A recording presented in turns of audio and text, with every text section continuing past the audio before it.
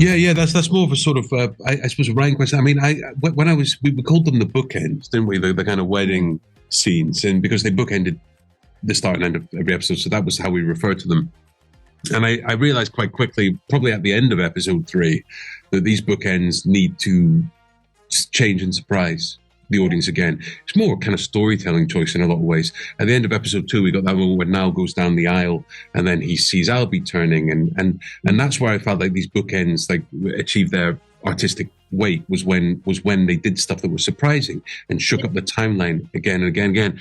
And by the time I got to episode 4, I thought, okay, these weddings, like Ruben's, he's done his speech at the wedding.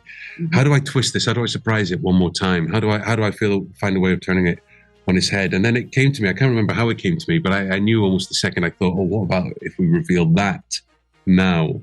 That would be a way of doing it. And a show that plays with atypical structure, it felt only natural that we shouldn't end with the very last point in the chronology. It felt almost apt to not finish in a show about sort of the kind of chaos of structure and time. It felt right not to finish the show at the actual chronological end. Yeah. Just to confirm, this is a yes or no question, but he's alive in that moment, right? I can possibly say. Okay.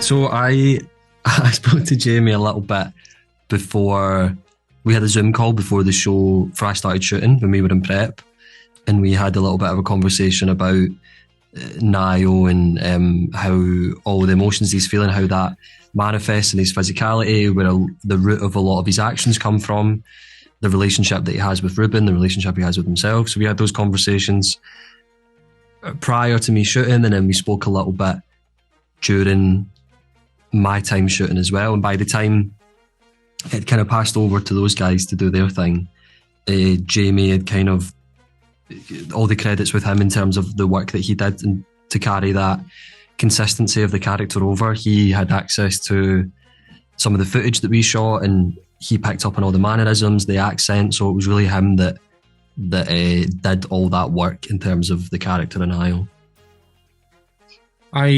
So Richard was there as an EP and writer. He was there throughout all the audition recall, chemistry read process, all the rehearsals, all of shooting. So he's kind of like an ever-present voice for both of us to lean on and ask questions. But he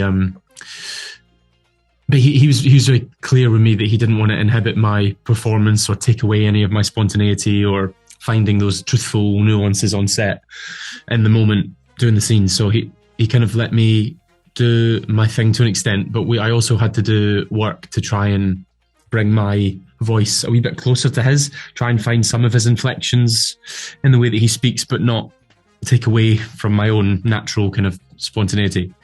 And then we also spoke about hair and tattoos and costume. So yeah, I mean, we were constantly in dialogue, but in terms of actually being there in the moment on the day, I never felt like there was any like boundaries sort of being like, we've got to stick to some idea. We were allowed to play, which was a great pleasure. Yeah.